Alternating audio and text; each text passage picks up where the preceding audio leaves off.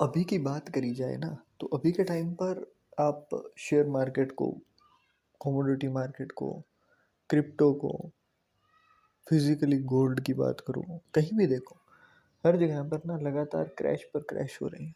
हर किसी का portfolio red दिखाई दे रहा है। इथेरियम की बात, बीटीसी की बात करोगे तो वहाँ भी जो चीज़ें 1 CR से ऊपर चल रही थी वही अब के टाइम पर बिल्कुल 50% पर आ चुकी है। और क्रिप्टो मार्केट तो वैसे भी वोलेटाइल है, बट अगर बात करें सिल्वर की, जो कि बिल्कुल रैली बना चुकी थी, 4 लाख के ऊपर थी, वो अभी के टाइम पर 2.5 लाख से भी नीचे चल रही है।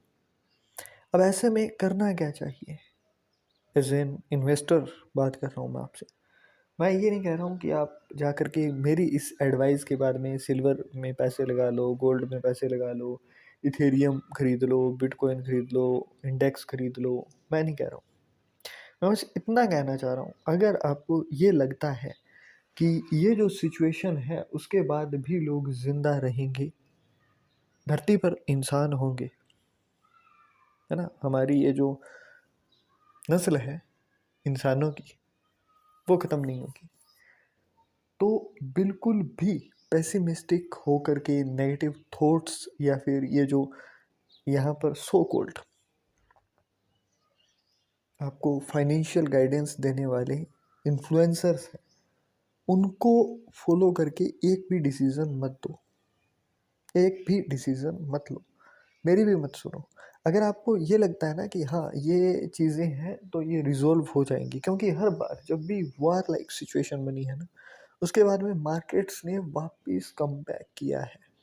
हाँ, ये कर सकते हो आप कि सेफ एसेट की ओर जाओ, जहाँ भी आपको बिल्कुल गैम्बलिंग का सीन लग रहा है ना कि यहाँ पर मैं 10 डालूंगा तो उसके 1 लाख हो जाएंगे, तो उससे अच्छा है आप कैसीनो जाओ। शेयर मार्केट, क्रिप्टो, गोल्ड, इन चीज़ों के अंदर मत पड़ो। सेफ एसेट से मेरा क्या मतलब है, जैसे कि गोल्ड की बात करें आप, तो गोल्ड ओवर द ईयर्स बढ़ ही रहा है। अब इसके अंदर भी ना कुछ लोगों का होगा कि जी रशिया तो बेच रहा है गोल्ड, और उसके बाद में रशिया बेच रहा है तो उसके बाद में और भी तो लोग होंगे ना जो गोल्ड सेल करेंगे, और भी कंट्रीज होंगी। और जब देश बेचने पर आता है तो ऐसा तो है नहीं कि 1 किलो 2 किलो बेचेगा, वो तो अच्छा खासा बेचेगा। जब अच्छा खासा बेचेगा तो मार्केट के अंदर प्राइस नहीं नीचे जाएंगे, जाएंगे। बट आप लोग ये सोचो ना, प्राइस नीचे जाना दिक्कत नहीं होती है, क्योंकि गोल्ड के लिए ना बायर्स ख़त्म नहीं हुए हैं, गोल्ड खरीदने वाले ख़त्म नहीं हुए हैं। ये जो मार्केट के अंदर आपको इतना बड़ा भूचाल दिखाई दे रहा है ना, ये इसलिए है क्योंकि सारी की सारी जो कमोडिटी मार्केट है वो गोल्ड को फिजिकली परचेज नहीं करती है। आप ऑन पेपर उस गोल्ड को होल्ड करके बैठे होते हो, और जब मार्केट डाउन गई तो आपने सडनली उस चीज़ को बेच दिया। बट घर पे जाके पूछना, अगर आपके घर के अंदर जितना भी गोल्ड है, 10 तोले 20 तोले जितना भी है, मैं नहीं जानता, हो सकता है किलो 1 2 किलो बड़ा हो, बट क्या आपने वो सेल किया? नहीं किया, और ना ही करोगे, क्योंकि वो आपके ज्वेलरी के फॉर्म में है।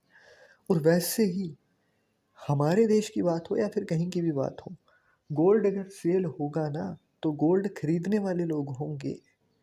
वहीं अगर बीटीसी की बात करो, शेयर्स की बात करो, तो अगर शेयर एकदम से करेक्शन में आता है या फिर क्रैश होता है ना, तो उसको खरीदने वाले लोग नहीं रहते हैं।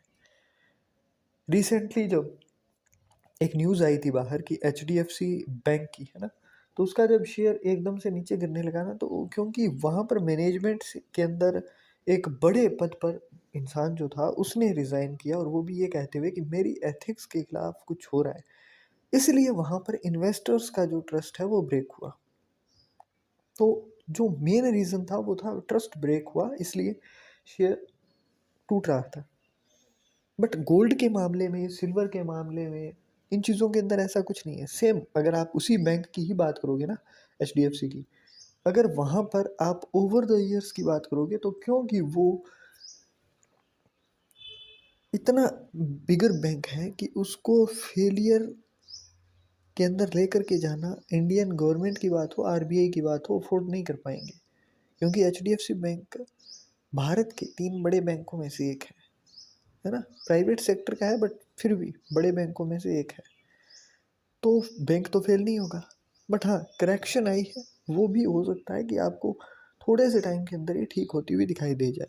तो चीज़ों के अंदर ना पैसा वहाँ डालो जहाँ पर आप भरोसा करके रख सकते हो। दूसरा, जब आप शेयर्स, क्रिप्टो, गोल्ड, सिल्वर इनके अंदर इन्वेस्ट कर रहे हो ना, तो सेम रियल एस्टेट के अंदर जैसे होता है ना, उसी तरीके से सोच लगा के रखो। आप ज़मीन खरीदते हो तो उसके बारे में ये थोड़ी सोचते हो कि आज खरीदी है, कल इसका भाव ऊपर गया तो बेच दूंगा, करते भी नहीं हो। और रियल एस्टेट अगर आपने परचेज करी है ना, तो वो इतनी जल्दी बेची भी नहीं जाएगी, उसके अंदर भी 3 महीने का टाइम फिर भी लग जाता है। तो सेम यहाँ पर भी रखो ना, थोड़ा सा पेशेंस तो रखो। मार्केट इतनी तो चलती है, अभी तक तो टूटी कितनी है। हो सकता है जो निफ्टी 22,800 के पास चल रही है, वो कल को 22,000, 21,000, 20,000 पर भी आ जाए। तो बाय ऑन डिप करते जाओ, क्योंकि ये इंडिया की मार्केट है। इंडिया सिर्फ कंज्यूमर नहीं है, इंडिया चीज़ों को प्रोड्यूस भी करता है ना, यहाँ पर चीज़ें बनती भी हैं। और सेम अगर आप इंटरनेशनल मार्केट की ओर जाओगे ना, तो S&P 500 के अंदर फिर भी आपको 20% का जो है वो ग्राफ ग्रीन ही दिखाई देगा। तो ये वो टाइम है जिसके अंदर आप स्मार्टली इन्वेस्ट करो। कोरोना के टाइम पर भी तो किसी को नहीं पता था ना, फिर भी मार्केट एकदम से जंप करके आई। अभी के टाइम पर भी मार्केट वैसे ही जंप करके आएगी। मैक्स टू मैक्स अगर ये मार्केट ऐसे चल रही है तो हो सकता है 18 महीने, 2 साल तक चल जाए, बट उसके बाद में सिचुएशन नॉर्मल हो सकती है, होगी। क्योंकि वॉर जो होती है ना, वो कहीं भी हो, कैसी भी हो, उसके अंदर पैसा लगता है। और चीज़ें जब महंगी होती है ना, तो उसका इम्पैक्ट हर इंसान पे होता है। तो वो भी थोड़े टाइम के लिए होगा, वहाँ पर भी ना चीज़ें करेक्ट करने की कोशिश गवर्नमेंट्स करेंगी, क्योंकि आगे चुनाव भी आने होते हैं, है ना। पॉलिटिक्स को भी आप उसी पॉलिटिक्स के हिसाब से देखोगे ना, तो चीज़ें आपको क्लैरिटी के साथ दिखाई देने लग जाएंगी। अगर आपको चाहिए तो मैं एक वीडियो स्पेशली जियो पॉलिटिक्स के ऊपर बना दूंगा, जिसके अंदर मैं ना आपको पूरा शॉर्ट शॉर्ट चीज़ें दिखा दूंगा कि वेनेजुएला को कैप्चर करने के बाद से अब तक क्या चीज़ें हुई हैं, और उसके पहले से भी कौन सी चीज़ें थी जिनके बाद लोगों को पता था कि होगा ऐसा कुछ। और अभी भी जो लोग परचेज करने के अंदर पीछे हो रहे हैं ना, तो जैसे ही ये दुबई वाला सीन है वो ठीक हो जाएगा यूएई का, उसके बाद में आप क्रिप्टो मार्केट के अंदर फिर से अच्छा हो सकता है देखने को मिले चीज़ें। बट ऐसा नहीं होने वाला है कि दुनिया ही खत्म हो जाएगी और आपका पैसा लगाया होगा खत्म हो गया। जब भी लड़ाई होती है ना, तो एक चीज़ दिमाग में रखा करो, अगर दुनिया खत्म हो गई तो फिर तो आपको भी नहीं चाहिए। लेकिन अगर नहीं भी, तो लोग वैसे ही खाएंगे, वैसे ही खर्च करेंगे, वैसे ही चीज़ों को कंज्यूम करेंगे, हर चीज़ वैसी ही होगी, तो मार्केट ऊपर आएगी। क्योंकि और कुछ ना हो जाए, दुनिया के अंदर प्रोडक्ट्स की प्रोडक्शन ख़त्म नहीं होगी, दुनिया के अंदर इंसानों की प्रोडक्शन ख़त्म नहीं होगी, पॉपुलेशन भी बढ़ेगी।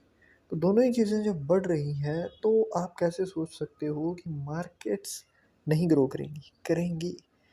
डिमांड भी बढ़ेगी, सप्लाई धीरे धीरे कम होती है वो होगी, हर चीज़ उसी तरीके से होनी होती है। तो बस इस टाइम के अंदर बी पेशेंट, बिल्कुल, है ना। क्योंकि यहाँ पर ना जो लोग इम्पेशेंट हैं, जिनके अंदर सब्र नहीं है, जिनके अंदर धैर्य नहीं है, वही लोग मनी लूज करते हैं। जो लोग शांति से बैठे हैं ना, उनके पास फिर भी पैसा आ जाएगा, वो फिर भी बना रहे होंगे। वो इसी 1.5-2 साल के बाद में आप देखोगे ना, उनके पोर्टफोलियो अच्छे खासे ग्रीन होंगे, और ऐसे ग्रीन होंगे कि आगे अगर कोई क्रैश आएगा ना, तो भी वो ग्रीन ही रहने वाले हैं, वो लाल नहीं होंगे। तो ये टाइम होता है जब आप मार्केट्स के अंदर लगाओ, बट अपने दिमाग से लगाओ, या फिर किसी अच्छे इन्वेस्टमेंट या फिर फाइनेंशियल एडवाइज़र की सलाह लेकर के लगाओ। खुद से नहीं लगा सकते हो तो म्यूचुअल फंड्स, ईटीएफ्स, जो भी चीज़ें आपको अच्छी लगती हैं, आपको अगर एफडी अच्छी लगती है तो एफडी में डालो, आपको गोल्ड लेना है तो गोल्ड में डालो। बट यहाँ पर सब्र नहीं है ना, तो पंगे मत लो। कहीं भी आप जाओगे वहाँ पर आपको लॉस ही होगा। बट अगर लॉस नहीं करवाना है, तो आपको थोड़ा सा पेशेंस रखना पड़ेगा।